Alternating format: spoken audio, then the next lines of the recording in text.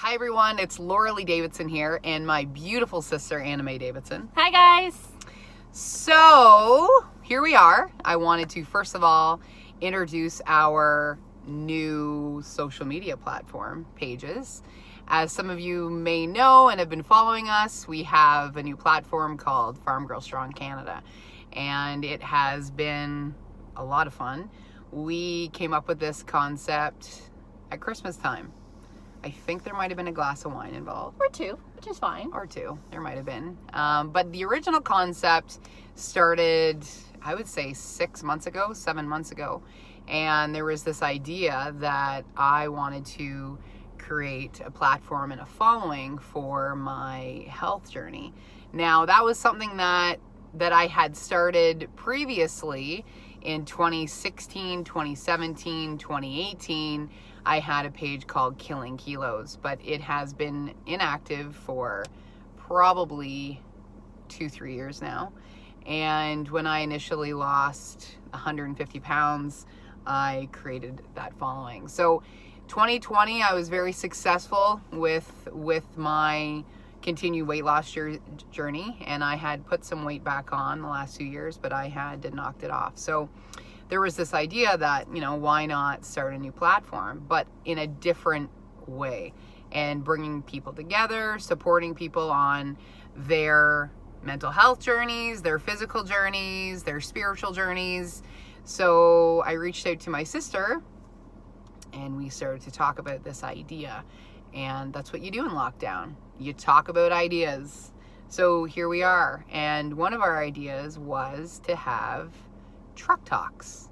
Truck Talk Thursday. Truck Talk Thursdays. We didn't actually know it was going to be a Thursday Truck Talk, but, it's just we tried to bring the T's together. So Thursday, Tuesday, and we decided on Thursday. So here we are today, and what a great day to have a Truck Talk. January 28th, 2021. What day is it today, Anna? It's Belle Let's Talk Day. Yes, Belle Let's Talk Day. Now, it wasn't the day we thought we'd begin. It was more so of a February start, but here we are. And that's okay. Yeah. So, Laura Lee and I wanted to take this opportunity to talk about our mental health journeys, what we've been exposed to, our experiences with loved ones, what we've experienced ourselves. And one of the big things we wanted to talk about is our experience. So the first thing I remember about mental health was I was about 10 years old. Mm-hmm. And I remember I was talking to Mom, and I said to Mom, what happened to our uncle? So my mom was 6 months pregnant with me. 1994. 1994. Yep. You were 10. Brock was 7. Mm-hmm. And we lost our uncle. So when I was growing up, I'd always ask my mom, what happened to our uncle? What could it have been? And Mom had the same answer every single time I asked her. He was really sick, Anna. And just her tone of voice, her body language, she obviously didn't want to talk about it. And it was too hard. So I'm like, okay, I don't want to talk about it with her. So I waited till I was a little bit older, and I asked Laura Lee, what actually happened to our uncle? Do you remember that conversation? Oh, I remember. And I knew it was coming. I knew that was coming because you were at that age. And even though I was 10 when he had passed, it wasn't until I was a teenager where I wanted to know what and why and how and what that was and how it happens. And so I knew that conversation was going to be had for sure. Yeah. So I finally asked Laura Lee what happened to our uncle, and she said, well, Anna, he died of suicide.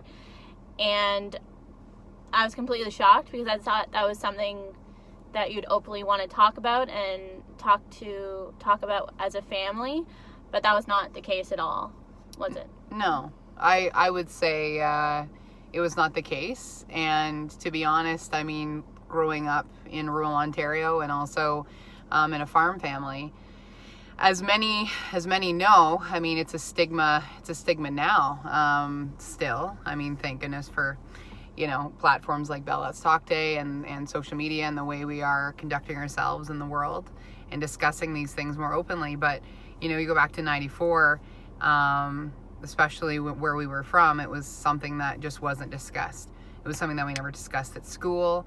You know, I didn't feel like I could ask my teachers. I didn't know I could even talk to my hockey coach about it. You know, these things were going through my head at 10, you know, like all of a sudden my favorite person in the whole world has passed away. And I didn't know why. And you know, I think it's great that, you know, at such a young age now, kids are being explained, you know, what this is, and kids are starting to understand their own journeys, you know, up top, and which is super important. So yes, when I was at that age, it was very, very difficult. And, you know, Mom was pregnant with you, and Dad was busy farming. I mean, he had quite a large farming operation, and he had transitioned from being a pig farmer to a crop farmer.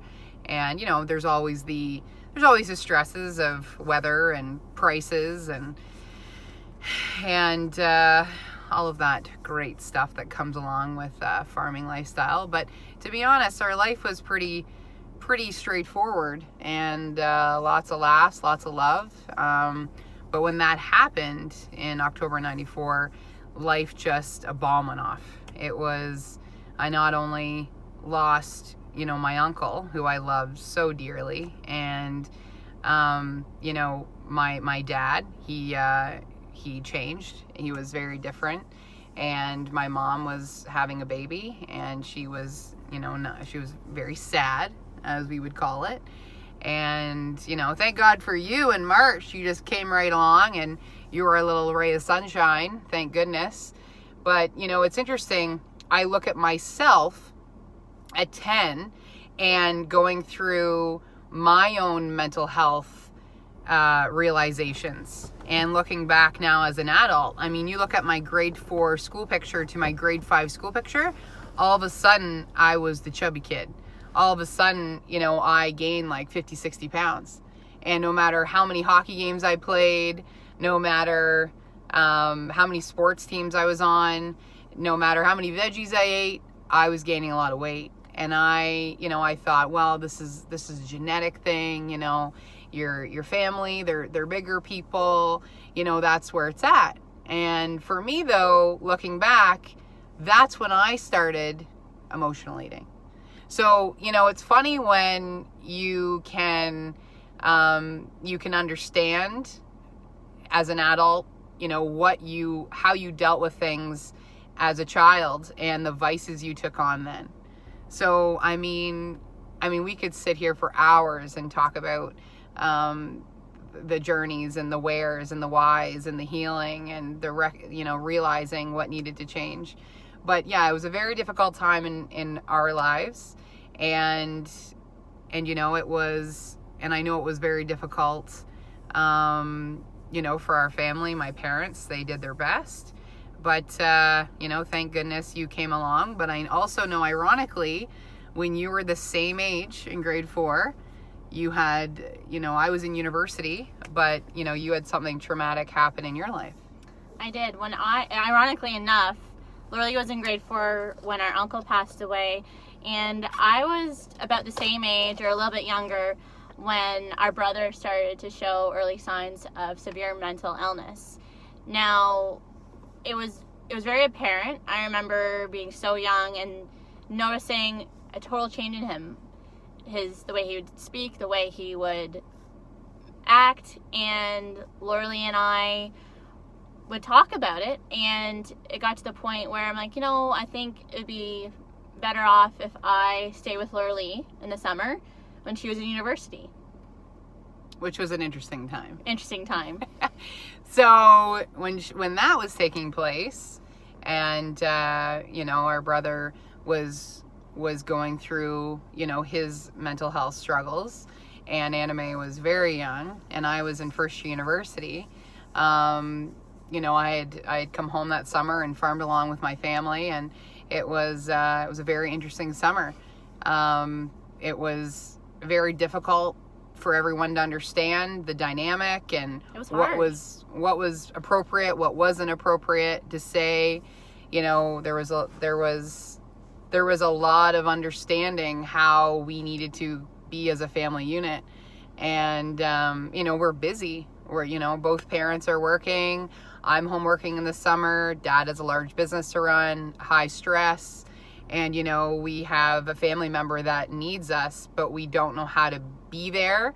We don't know how to educate ourselves. We don't know what it is. And then tempers flare and it can be awful. Things started to snowball. It was getting bigger and bigger and bigger. So I go back to university in 05, 04 and then 05, and then I go through a traumatic experience. I was in a bus accident with my hockey team, as many of you know that have followed my life and that know me personally. And, so I stayed in Western Ontario, which is 5 hours away from my hometown, and I didn't come home. No. And that's where I needed to be. That's where I needed to heal. I needed to heal and take care of myself. But also, I didn't want to come back. It was almost opening that wound. It was hard. It was hard coming back to my hometown where I was, a fair queen, where I was a queen of the furrow, where I was, known for being a certain person in the community. And then I go through a huge traumatic experience and, was diagnosed with PTSD. And all of a sudden I thought to myself, you're broken. Who wants to be friends with you? Or the girl that I am in Windsor, maybe that's too much of a girl to come back and be in rural Ontario on the farm with all my old farm friends. And even though people would come to visit, and reach out, I stayed away and I withdrew. And I withdrew that way and graduated university, worked there, took care of myself, had surgeries. But then I have a sister that is struggling at home in our own family dynamic.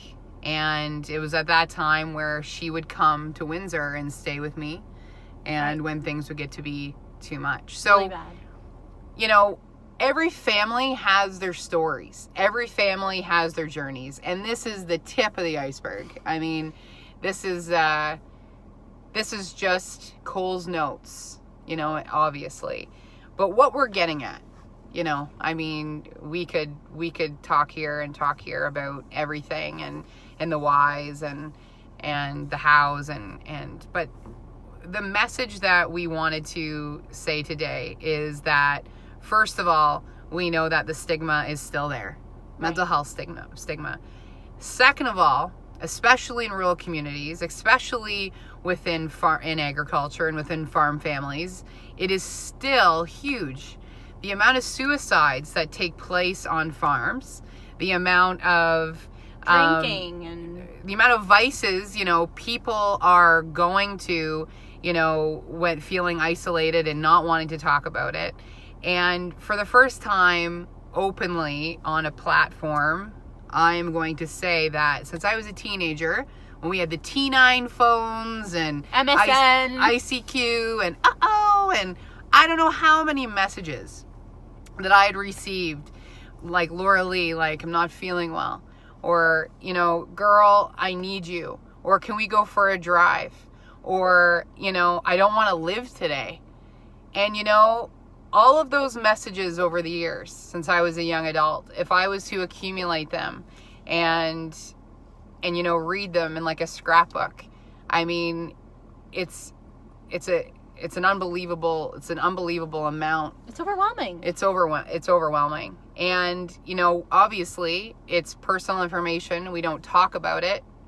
There's been times where I've reached out and I've needed, or people know intuitively, I got you, LL. I got you. I'm coming to get you today.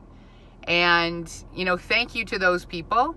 Thank you for my heroes and the ones that have been there for me on my rainy days. Picked us up, got us through. Yeah. But, it gets pretty real when you have people that you've been openly talking about, your mental health journey as a family and yourself, how many people gravitate to you and at the right time they pull the pin with their story?